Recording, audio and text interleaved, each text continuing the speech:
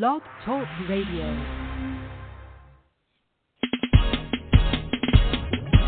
It's a new thing that's sweeping the land when you don't know which way to go. The answer is Jesus and Elevation Radio.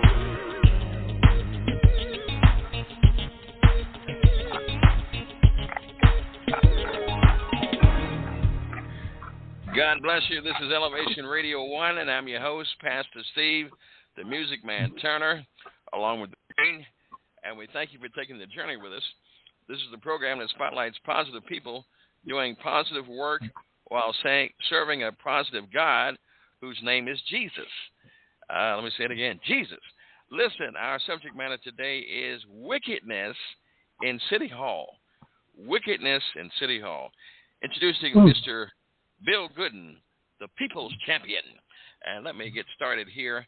And what I'm about to say, my Bill is not going to say anything. This is a disclaimer. It's my opinion, the host. Proverbs 29:2. Matter of fact, let's go into the scripture. I forgot about that. Queen, can you read the scripture? Yeah. Jeremiah 30. No. Proverbs 29:2. I'm sorry.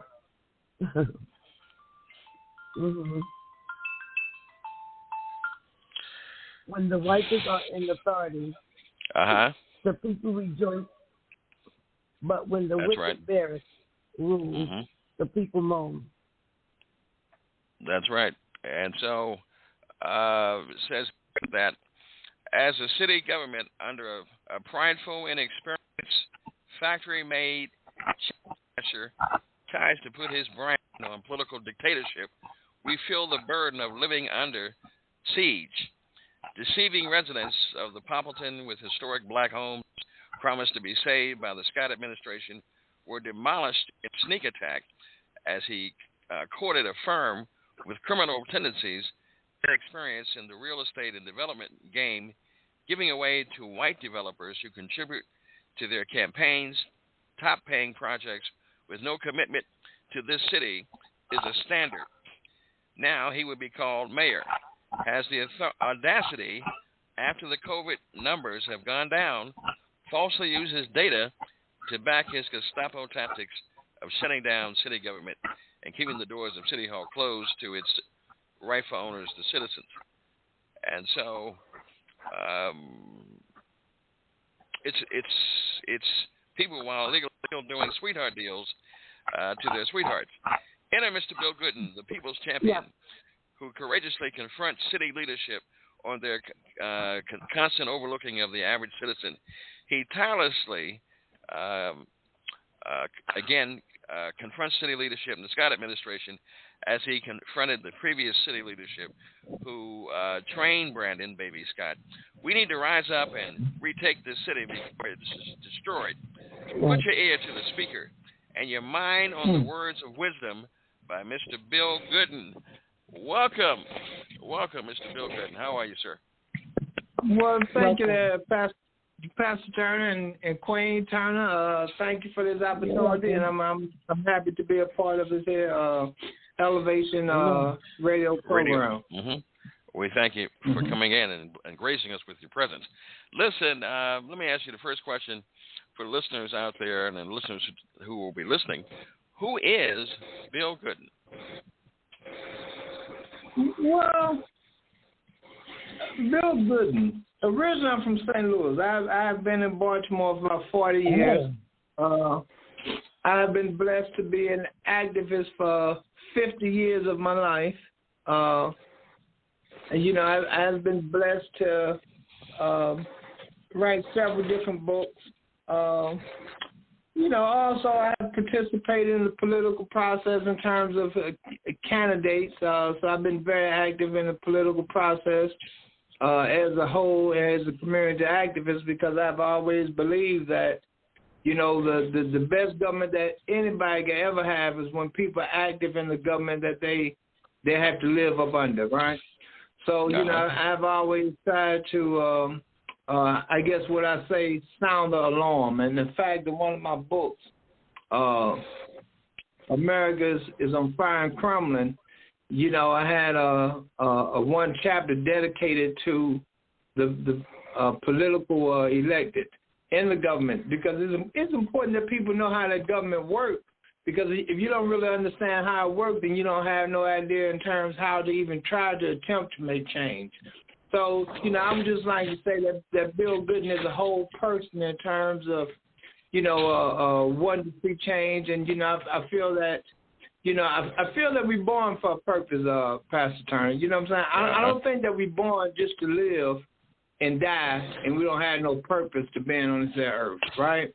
So I would like to think that my purpose is. I would like to think that my purpose is to sound the alarm and to be an activist, and to be again, just sound the alarm bells. It's like being a prophet or a messenger, however you want to say it. I would like to consider myself a messenger. Well, all right. If you have an opinion, call it at 1914-205-5353. This is an elder statesman, a wise man, who is giving us words of wisdom. You need to be listening and writing down what he's saying.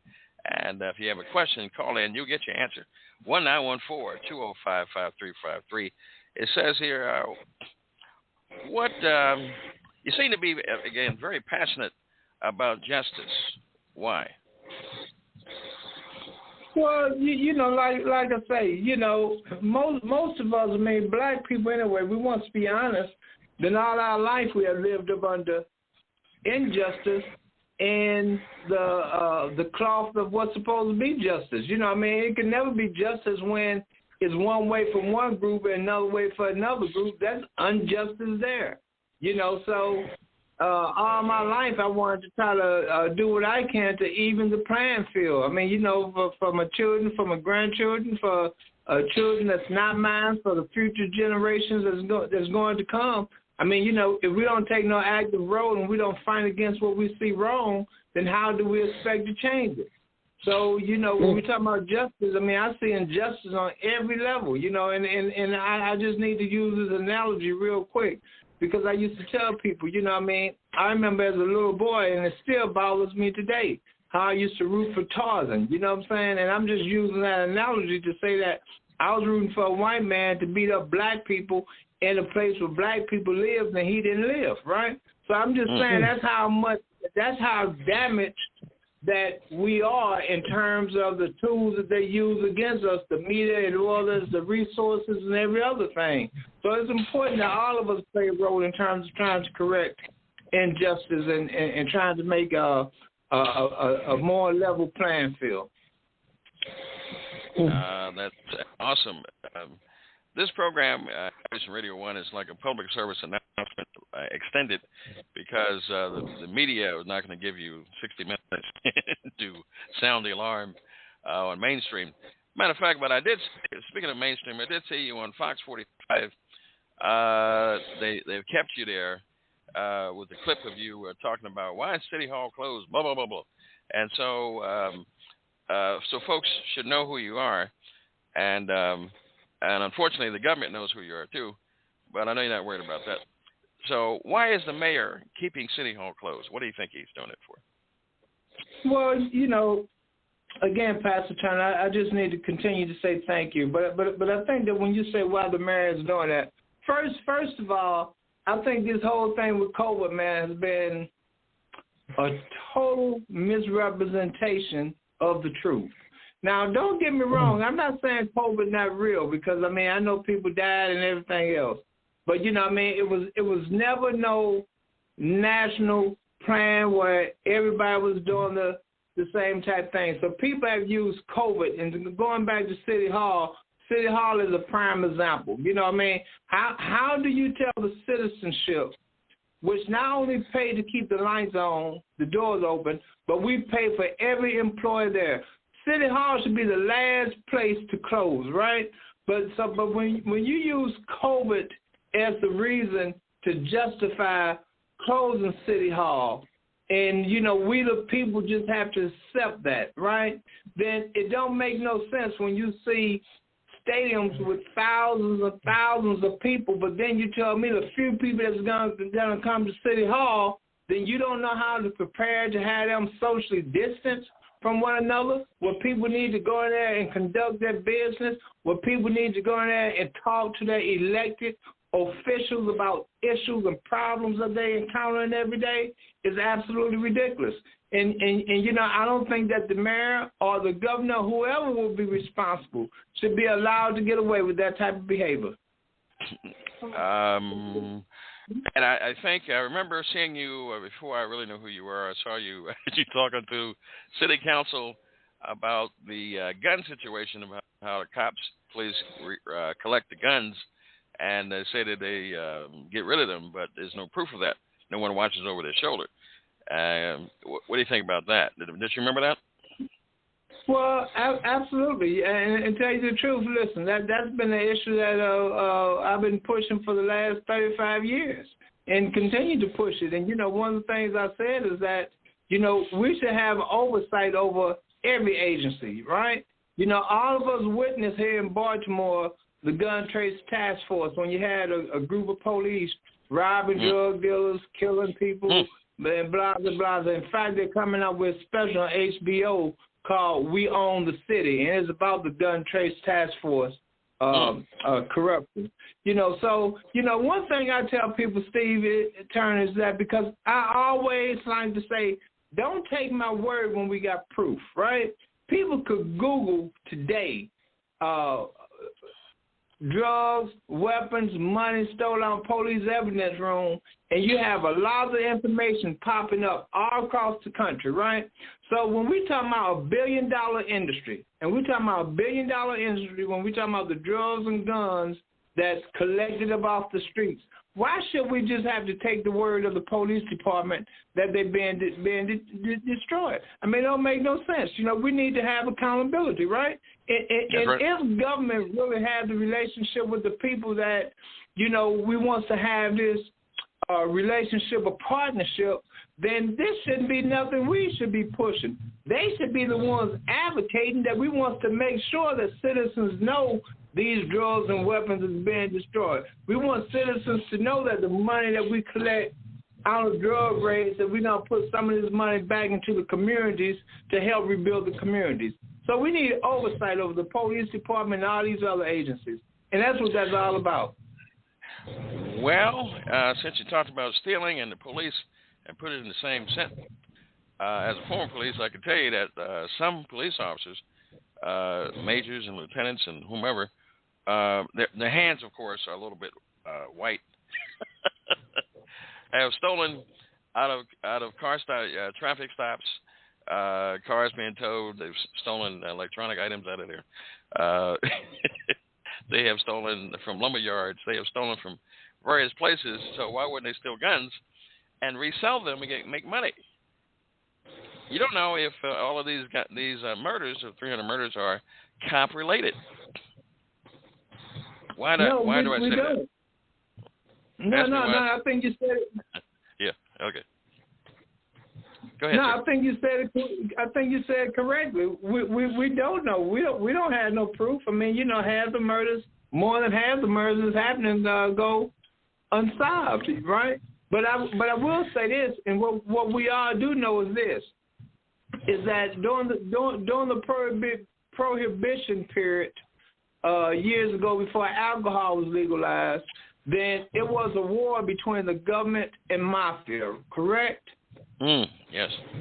Right. So what happened in terms of how they negotiated that whole thing, in terms of when the mafia and the government decided to stop being at war and reached a peace agreement? They created liquor licenses and opened up liquor stores, right? Listen, right before our eyes, it's a slow process, but right before our very eyes today, they're doing the same thing when they're getting ready to legalize marijuana. This is the step in terms of, in the future, they will legalize other drugs, and they will tax the drugs. It's the same thing.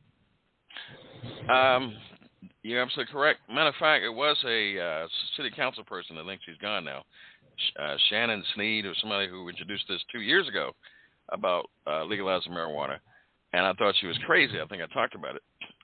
And then I looked at a picture of her, and I asked her, was she high? Because she looked like she was high to bring up something like that. But now your mayor, not my mayor, I'm sorry, I didn't vote for him. Your mayor is suggesting that city workers now don't have to have a drug test. So already we got them taking DPW trucks and stealing from trying to ram ATMs and all these, and 30% of them are criminals. 30% are criminals already with felons and everything else, and so now you want to put it legal. So that means that the judges be high, the probably city council be high, making crazy decisions and all that, and it's just pandemonium. He's trying to destroy the city. That's what I've said 2 years ago. And that's what I feel. I don't think it's no good. I don't think it's no good look for the city, for certainly Pastor Turner. And like I say, they use COVID to disguise everything, right? You know, and I said this early on, and you heard me say this, that they're using COVID to change the system on us, right? In the future, I guarantee you, we will have less access to our government officials, and we will have less access to go into these state buildings and these government buildings, because they could work from home. They could reduce the workforce, and they wouldn't have to deal with people as much, because now they want you to deal with them virtually over the computers or either by phone. That's the way of the future in terms of how they move in the system and how they move in the city. And if people don't realize that and see that, and then once it happens, then it's too hard to reverse it, because once it happens, it's already in place, right? But we can see the signs on every level in terms of that's what's happening. Even at MVA, when you have to make appointments to go to the MVA to get certain things done, when you have to go to the water department to do certain things, they're changing the system in front of us, man, right? But what they rely on people not rising up and not saying nothing. I mean, listen. Right here in Baltimore City, right? Mm-hmm. What we call the black community, right? Then they putting all these bike lanes in the street, right? Now, my God. Everybody knows that the bike lane is not for the people that live here, because the majority of us ain't even riding no bicycles, right? But it's happening, right? So they're changing the city. They plan to change the makeup of the city. And we, the people, watching it happen, and we now organizing where we could stop nothing or where we could slow nothing down, because we're just watching it happen to us. You're absolutely correct. There's a difference in how the African American does things and the Asian and all that, as opposed to European, the white person, because Senator Larry Young, when he was a senator, showed us we've been trying to put a museum down at the harbor, and we got a chance to meet with him, and he showed us the plans and blueprints for MLK Boulevard and downtown 25 years ago. Okay, they phase it in slowly so you won't suspect it. They move slowly. They say we're emotional, and as soon as we get finished yelling and screaming, then we'll forget about it. We'll forgive you and go on, but they never forget. And so Downtown Partnership, actually, when I worked there, was designed because they had the All-Star game. They were designed to move the homeless people out of the area so that the CBS cameras couldn't see them. And so it was a experiment that they kept, and it's still down there. And so that's what I'm saying. The Hippodrome Theater and all that, they had these planned out years ago. Okay, and they're trying to basically whitewash the city, move the black folk out to the county as part of the master plans that you see on the City Hall website. And then they got rid of the stuff at Popleton, because all that stuff, this is a hospital town, so they want to be able to access Johns Hopkins, University of Maryland, Mercy, and all that, and they're getting into those neighborhoods where they can just take a straight shot down to their jobs.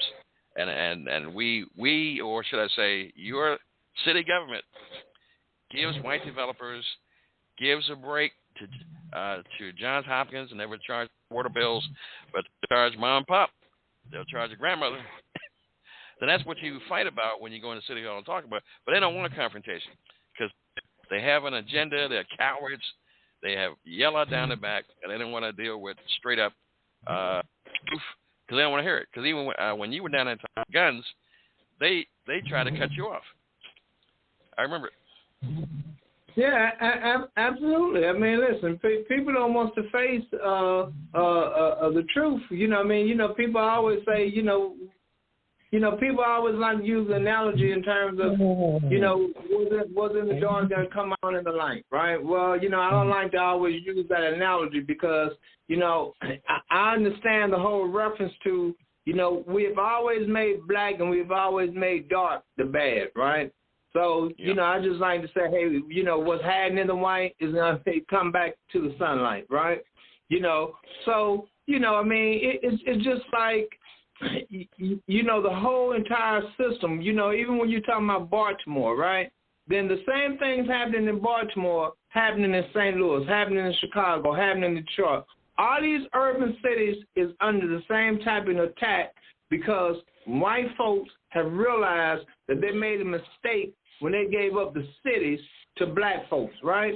And the cities is where you have the ports, you have the harbors, you have the greatest resources, right?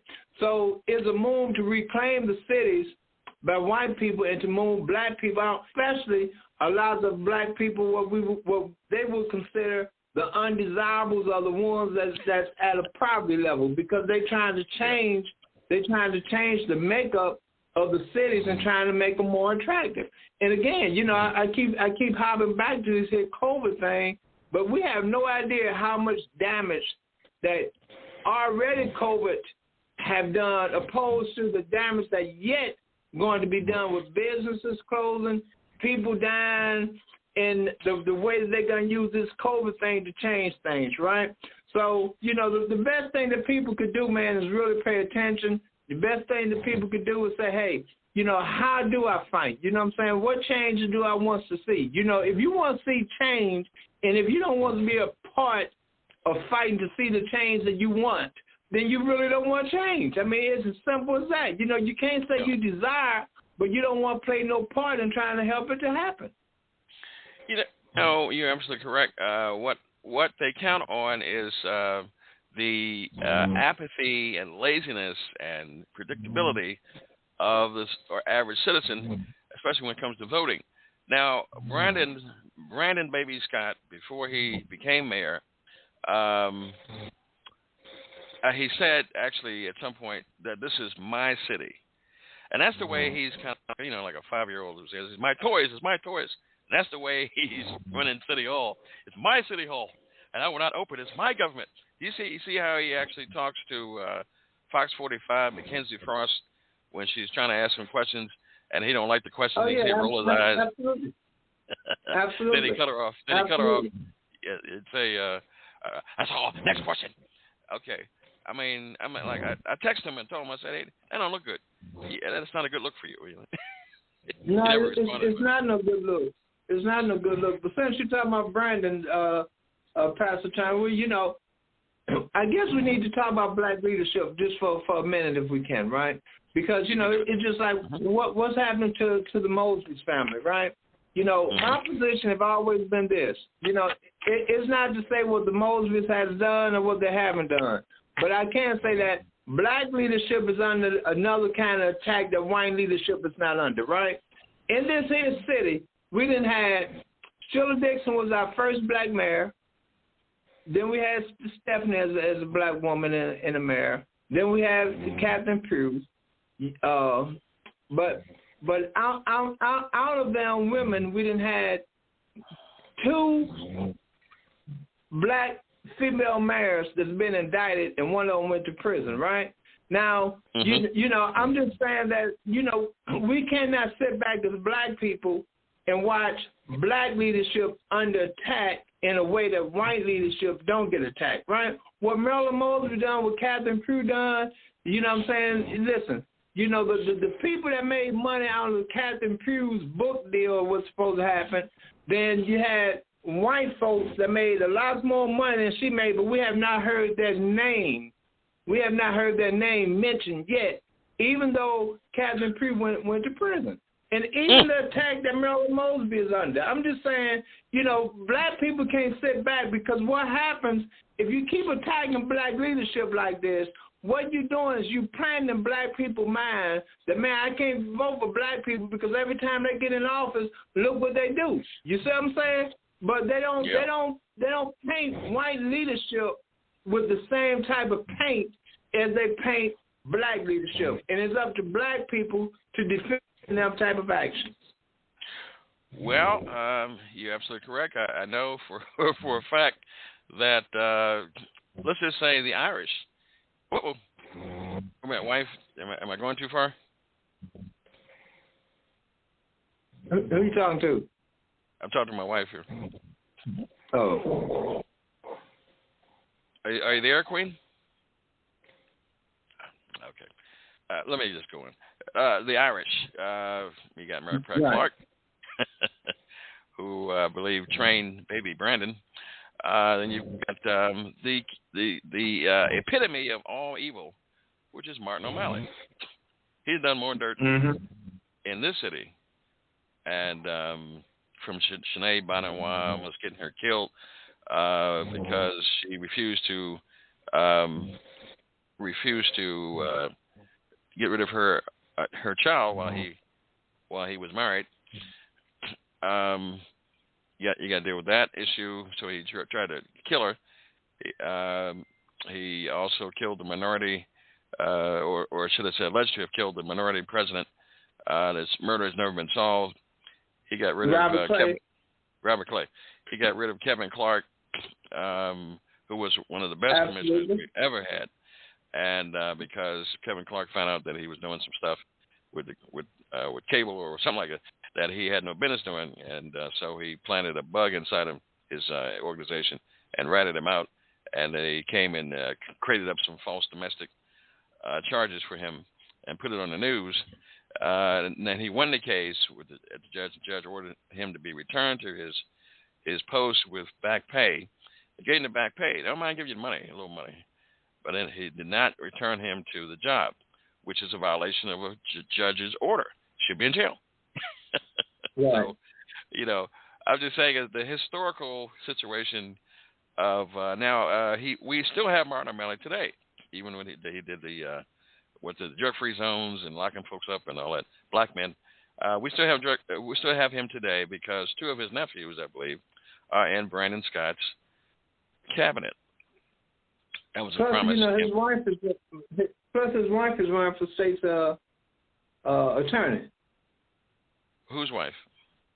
I mean, Martin's wife, not the attorney, the attorney general. She's running for attorney general. Oh no. Oh yeah. She got signs. She got signs already out there. What's her name? Katie O'Malley. She used to be a judge. Yeah, exactly. Oh my you know, Lord. so I'm just saying, you know, so corruption runs deep, and I know I'm going to take this to another level, but it's almost hard not to take it to another level since we're talking about politics. And I know I was having a discussion earlier with Asada, right? And she made mention to somehow it came to Donald Trump, you know. But like I say, I still don't understand how a man could be president, how a man could try to overthrow the government. You know, he's responsible for death. You know what I'm saying? And yet he's running around, you know, having rallies and everything, and nothing has been said, man. I mean, he committed the highest act of treason, and you know, we under this cover of silence, not even speaking up about that. You know, and I'm saying, so what did I say? Matter of fact, didn't historically in the U.S. history when I was in school, Benedict Arnold was a traitor. What happened to him? Well, you know, I wish I could answer that, but I think they killed him. Firing squad. Yeah. And then we find out. Then we find out actually at MSNBC today that Clarence Thomas' wife wrote text messages and stuff like this to Mark Meadows, second in command, telling him to hold the line and to America will win, based on the fact that she wanted, like the announcer said, sound like a QAnon situation where she's telling him to she's a part of the overthrow of the government. Pretty the much. Wife of Judge Clarence Thomas Court. This is how high it goes. Somebody's heads should roll.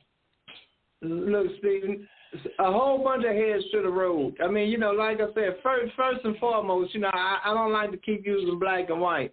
But if there was black people storming the Capitol, look, they were surrounded with tanks so nobody could escape, and they would have mowed everybody down. You would have thousands of black people laying on the ground dead up in D.C. I'm just saying, this is a disgrace to the government and to the American people to witness what happened, and then you got extra burden of misery to watch this man still being able to go across the country campaigning for people and still talking about he wants to run for president. And you got little city elected officials who have done something very minor and they have went to prison and could never run again. I mean, I'm just saying, it sends the wrong message to the American people. And every American citizen, in my opinion, should be upset as I don't know what, man, and ready to just turn this country upside down to demand some kind of justice for what we witnessed. It was traumatic. It was amazing. The Republicans actually have situated themselves in certain avenues where they actually can be on election judges. Some of the folks who stormed the Capitol are running for office. Should be in jail. I mean, how can you do that? I don't know. Absolutely. If you have an opinion, call it 1914-205-5353. If you're kind of upset about it, you got a solution. You just want to get something off your chest. No profanity, please. But it's 1914-205-5353. And as we look at real issues from the world. Hold on a second. I think I see a caller here. Alrighty. Okay. All right. Are you back? Yes. Okay. I asked you a question, but do you have a question for I guess? My phone's up. Okay. Do you have a question for our guest, Bill Goodin? I think you have a problem with that phone. I said, did you say no, or did you say you have a question for Mr. Bill Goodin? Okay, let's move on. Let me see here. But let me say this, Steve, since we're talking about politics and we're talking about government and everything else. I mean, look at the school system today. Listen, the school system is worse today than it was 50 years ago when I went to school, right? Should we not be totally upset about this? Our children yes. are doing worse today than what they did 50 years ago, with all the resources going to the system, with all the technology that we have. We got some buildings that still look as bad as they did and look worse than they did 50 years ago. You got buildings without no heat. You got buildings without no adequate air conditioning. You got buildings that don't really have books in the sector. And I'm saying all that. These are the type of things that happen to us because we sit back and we don't fight back, right? If we fought back and if we organized, then our school systems wouldn't look like this, and our school systems wouldn't be up against what they're up against. But what they rely on is people to complain, but for people not to organize, to have power, to make a difference, to change things. And if as long as we're willing to not fight back and not organize, then we would not change the things that's going to be for our benefit. I mean, even when I'm going to just say this and shut down. Even when we say the black community, we say the black community based upon the percentage of us that live here. But what do we control in the community that we say belong to us? What do we really control? We don't control nothing. We don't even control the mom and pop businesses no more, right?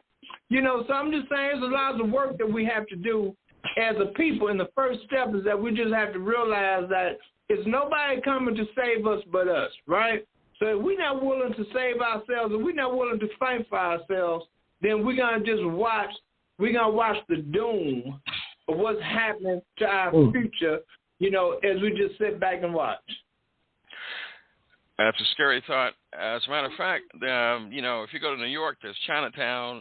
You go other places, different ethnic pieces. There's Little Italy. Is there a black piece of town? I mean, we can get black soul food, black restaurants, black businesses. Do we have a black Wall Street anywhere in Baltimore? Not nowhere that I know of. But nowhere that I know of.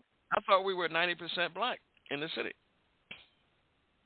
Well, we used to be that. You know, I mean, I don't think we have the 90% level now, but we certainly the majority, no doubt. And I guess what the point that you're trying to make is, of course, we should have a black Wall Street. We should have black businesses. You know, but I'm saying, unfortunately, them things not in place, right? You know, and even in terms of having black people in high positions, then we would think that, you know, we will get a lot more done. But I'm saying a lot of times, man, I think that the system is, you know, you get black people in positions, and we have to continue to put them in positions. But if we're going to just uphold a system, and if we're not going to get in a position to change the system, we still hadn't done ourselves no good. You know, so changing seats and changing faces is good. But we ain't changing the system, then we still failing. Well, I saw on the Baltimore City Voters Facebook group that they say that Baltimore citizens are mainly stupid because they keep putting in the same kind of people, and they got all kind of issues, and they'll keep putting them in over and over. When I worked or volunteered as the third and second vice president of NAACP, I spoke to the president, who had been there for 8 years, Tessa Hill.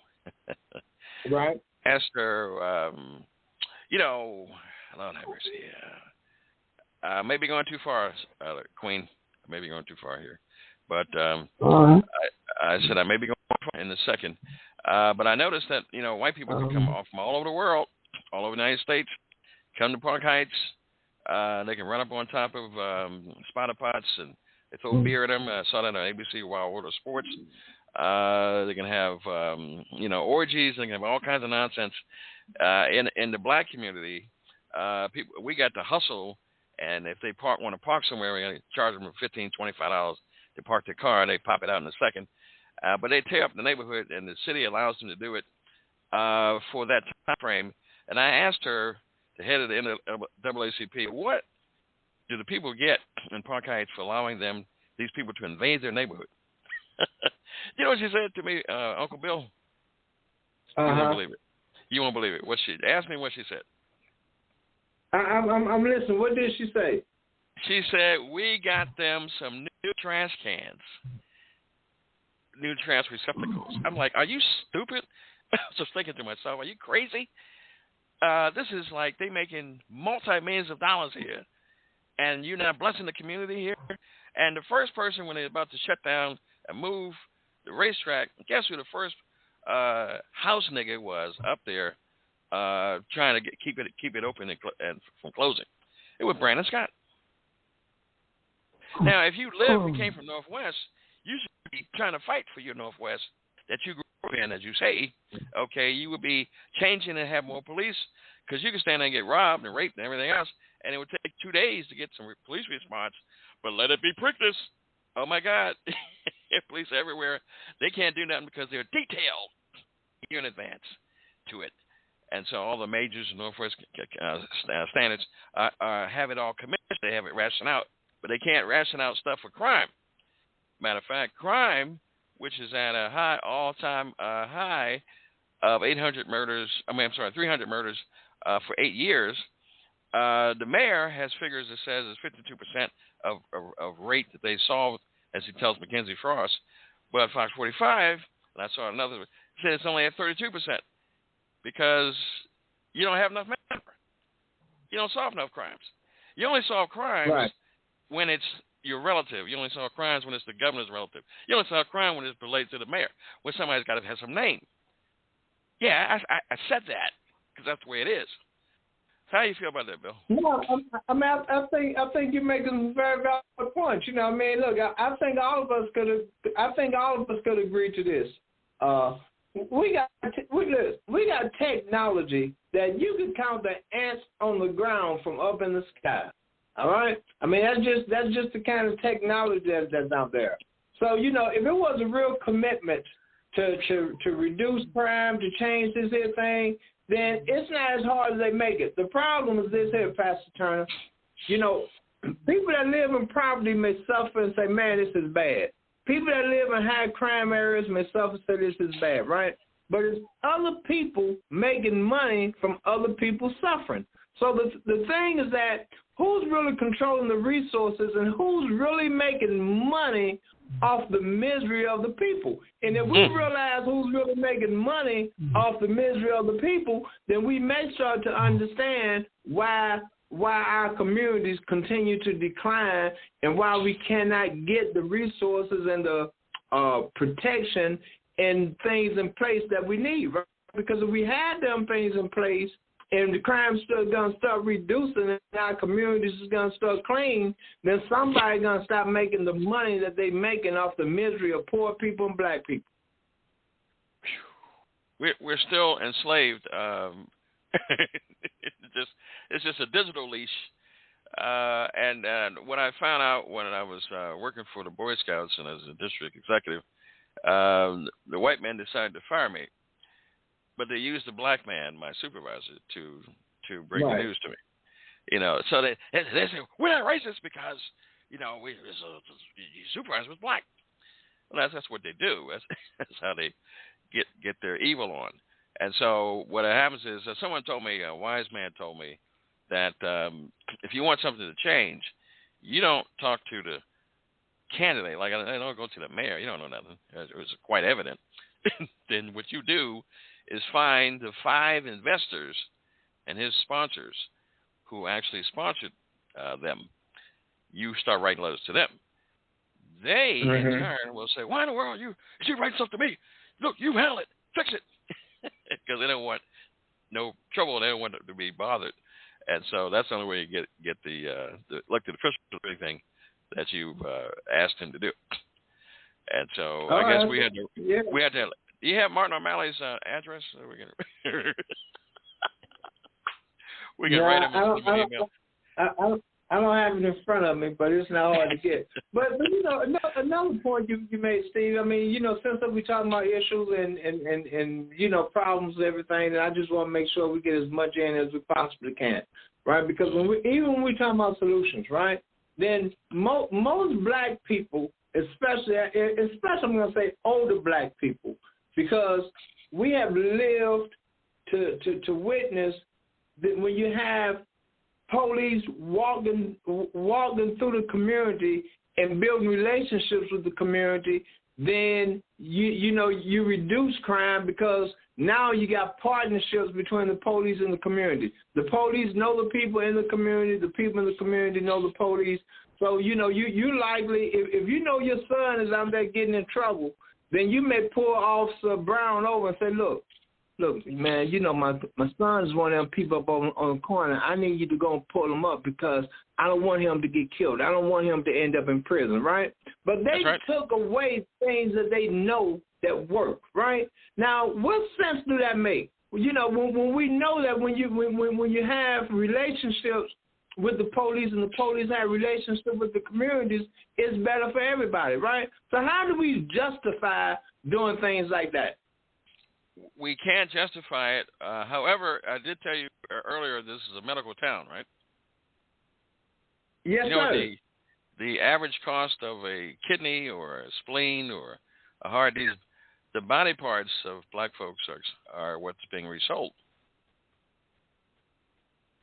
And so someone said in Brown Johns Hopkins, you have to figure out is there more mortality, more deaths, because it's experimental training hospital, and it's a low-income area. You see the relation?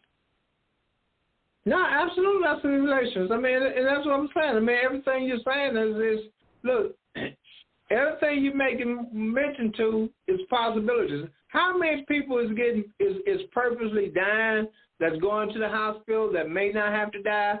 I don't know. You know what I'm saying? And I'm not getting ready to try to make that type of a claim. But can we say that body parts are being sold? Of course we could say that, right? You know, but can we accuse certain doctors or certain hospitals of being a deliberate part of that? Then I'm not going to do that, even though I know it happened, just like I said about COVID, right? You know, how many people died from COVID that probably didn't have to die? How many people died and they said it was COVID and it had nothing to do with COVID?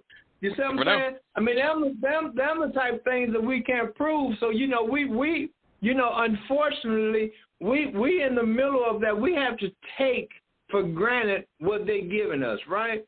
You know, so it's like the shots. You know what I mean? Everybody had to take the shots. I mean, I couldn't understand, how could you have a governor, right? And it's another point. How could you have a governor go to the casinos, make a deal with the casinos or the lottery or whoever, say, look, we're going to have a lottery. We're going to give out a couple $1 million for people to go and take the shot. Now, what's kind of, look, if you could go to the lottery and you could make a deal with them in terms of that, then get a couple $1 million that we're going to put this money in a particular neighborhood that's suffering to try to rebuild the neighborhood. How are you going to give a few people money to take the shots when you got millions of people out here that took the shots, but you're going to create a lottery with taxpayers' money, even though you say the money is coming from the lottery? Hell, the money that the lottery give back to the government supposed to be for certain things. So did it come from the education? Did it come from the educational part? Did you take money from the educational part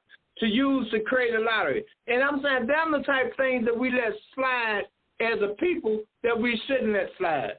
I mean, Governor Hogan, him and his wife, about $10 million went to Korea or wherever she's from for something we're supposed to be getting that we never got, right? But, you know, ain't nobody said a word about the governor using that kind of money to make a deal, you know what I'm saying, that we have not benefited from yet. Ain't nobody said nothing. And it's sort of like the CARES Act money that Brandon Scott is using to give money to Safe Street, which is not working. And so where is the money going? Why is the school system getting from the Department of Education and the federal government all these millions and multi-millions, I think the 5th highest paid state in America, but you don't see the results? Where's the money going? If you got ghost students, Mr. Mayor, where is the money going? Why don't you launch an investigation? Why don't you do something, because your hands are as dirty as theirs? The school commissioner, the CEO, big deal. When they changed the title, I guess she earn more money, should be fired. The police commissioner who's not doing a job but eating burgers should be fired. You're getting, between the two of them, they're making $600,000. You ain't got $600,000 worth of results.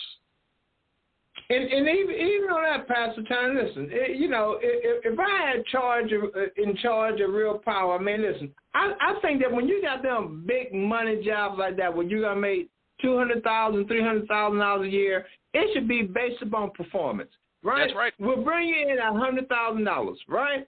You know, in 4 years, if we can see the type of improvement we want, then we'll take it to $200,000, right?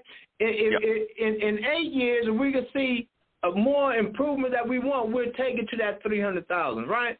But you know, right. I mean, to give somebody that kind of money, you don't have to have no performance measure to measure by. You know what I'm saying? It's like you going to work in a shoe store and they hire you for a shoe salesman, and you only sell 2 pairs of shoes in a year, right? You ain't getting ready to get no reward, and you ain't getting ready to stay there. So why do we keep people in these high positions? You know what I'm saying? And then if we found that they're under contract, that they got 3 years left on the contract, we still have to pay the 3 years on the contract, and they ain't gave us no kind of service. Same thing with developers who build malls and build stores like Target, Mondawmin, and now we got a new. Wait a minute! Another white developer has come to save the day in the black neighborhood. So, because we have people that don't know business. Oh, you was in school. You don't know negotiating. You ain't taking you don't own no business. You got no experience. And the baby mayor, he don't know nothing. He should have stayed as city council president. He jumped too soon. And Jack Young just didn't know what he was doing. Well, even when you talk about Brandon, and I said this when Brandon first went in. Look, Brandon may just be the setup guy. You know what I'm saying? I mean, listen.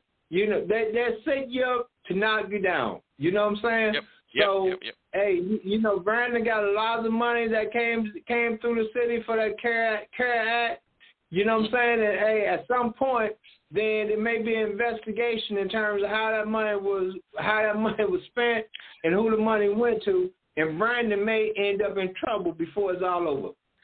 Well, I have another scenario that it may be good. I don't know, but if we continue to jack up Marilyn Mosby, Nick is coming soon because Nick is coming too. He signed a loan at Harvard Bank, Boston, and all that, and said he had power of attorney, which he did not because the man was dead.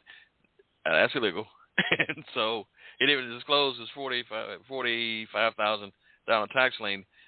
So my point. Now that's a package deal. Maryland not going down without Nick going down either. I mean, listen, man. Like I say, I pray for Maryland them and wish the best for them. But like I was telling other people, you have no idea what people do with their money. But I mean, as much money they make, I just don't even understand why they had to go and try to borrow that kind of money, man. Living on your means. I mean, I don't know if you did it, but I know I've done it before. But just bought too many clothes instead of saving money, and now you got to try to figure out what's happening. And then the bill comes up, you get a judgment, you get whatever, and then you scramble. Let me go to commercial here, and let me see here. And when I prompt you, I want to say about your side business. When I say, go ahead, Uncle Bill, okay? Hold on a second. Say that one more time. I said, when I say, go ahead, Uncle Bill, I want you to talk about your side business for a second. But it's got to be in the rhythm of this music here. Here's my commercial. Listen, we want to thank our sponsors, Paris by A7, Town Plaza, the best men's and clergy attire that you've ever seen, shoes, shirts, links, suits, designer suit at wholesale prices. Yeah, I hope you can go up there. If you wear a 48, don't go up there. Just go up there and ask for Merle, the manager, or Jeff, the owner, and tell them the Music Man sent you. God bless you. This program is sponsored by the National Black Unity News. CEO Sir David Murphy and co-vice president Bill Goodin. God almighty. It's a national paper. Heck, it's international. And great stories, editors. It's incredible. Get an ad in our column. The Urban Levite. Give me a call at 1-410-302-2737. That's 1-410-302-2737. And also come to our open house at the Coyote Man Show Network, which will be on April 23rd from 11 to 1 at Security Mall, next to Girl Factory. If you ever wanted a TV show, live podcast, commercials, movies, or photography, you need to call me at 1-410-302-2737 to register. You can be in the place, bring plenty of business cards. It's a networking extravaganza. And now, Uncle Bill, go ahead. Yes, sir. And first of all, let me just say thank you for the opportunity and very message to the National Black Unity Community and Chief President. It's a black people, for black people, by black people, right? So I'm encouraging the listeners to please pick up a copy of that. And then, another thing is that, if anybody interested in getting in my books, they could please give me a call. They could hit me on Facebook. And, of course, I have a little hauling business. Sometimes people need little old stuff hauled, and they trying to find them a truck or trying to find somebody they could get to haul. Then listen, you don't have to look no further. You got something like that you need hauled, you could just give Bill a call, right? So my number is 410-746-3607. Again, 410-746-3607. So again, if you need something like that you need to get hauled and out the way, then hey, don't worry about it. Just give Bill a call and he'll get it done. I like it. So again, Sounds I just good. want to say thank you, Pastor. Thank you, Pastor Turner, for this opportunity, for this great show and the great discussion, because the discussion was good. Regardless of how many people called in or whatever, the thing is how many people listen, how many people get it another way, right? And for people to at least think about what's being said, right? Because if we do not participate in terms of changing our own structure, then our demise will only be worse, right? Ain't nobody coming to fight for us if we're not willing to fight for ourselves. Well, since we're talking about fighting, let's talk about those who are running for the school board. And that's Michael Eugene Johnson and Elder C.D. Witherspoon. Vote for them, and you got the contact information to help them do that, because we need these two brothers on the school board. They'll straighten stuff out. Hey, look, I'm so thankful that you said that, and I am so thankful you said that. Listen, you're talking about two proven fighters. I mean, both of these brothers have been fighting for years. So this ain't somebody that's just jumping out there saying that I want to do something that they haven't been doing for years, right? People know about their work. People know about their action. People know about how long they've been out there. So, if people say we owe the vote, and of course you can vote for who you want to, right? I'm voting for both of them brothers because I feel that I owe them because they have fought for us for years and they continue to fight for us. And I believe that if we could get both of them on the school board, that we would see changes in the school system that we would never think that we would see. That is both true and correct. For those who are listening now, we appreciate this program. Next week, we will have, it's called Organized Greed. That's a topic, Organized Greed. The elder abuse of Mother Mildred McGee Morris. And it'll be a program that'll, matter of fact, it's so special. Her story is so amazing that I suggest you get some popcorn and pop it while others get on their knees and pray. And this will be a 90-minute segment because it's just that special. And what we do to our elders and allow our elders to suffer with is terrible. And so we need to demand that city government work for us. We need to demand, do we really need city council? Well, they need to go, especially if they're going to authorize themselves pay raises when you haven't performed. We need to demand that mayor start growing up and open up the city like he's supposed to. Did he read his oath? Did he really read the job description? Does he really know anything about the history of the city? Okay, if your people don't grieve, they're going to explode. And do you want that? Do you really want that? Okay, so pacify it. Pastor Turner, one more thing before we close on, if I can. April the 4th, we will be having a rally in front of City Hall at 5 o'clock, and that's the day that City Hall is supposed to be partially reopening. But we need to demand that it's opening all the way, and we need to thank the citizens for their continued fight, because it's the citizens that's going to create the partial opening of City Hall. So again, on April the 4th at 5 o'clock, we'll be in front of City Hall having a protest. I'm so glad you said that. So meet him there at City Hall at 5 p.m. on April and tell everybody who's frustrated, tell everybody who wants freedom, tell everybody who wants justice, tell everybody who wants to talk and has a voice and pay taxes that we demand we run this joint. With God's help, we run Absolutely. It. Okay, you work for us and not the other way around. You're not a celebrity. You are a public servant. Hello. If you had a pen, we could stick it in his head and just kind of. Anyway. Well, thank you. Every 4th is the death of Dr. Martin Luther King. So, I mean, it's just ironic that, City Hall is opening on that date and we'll be out there protesting on that date. Well, that sounds good. Maybe we can get a sponsor, give you some T-shirts. Yes, sir. Thank you so very much. Yeah.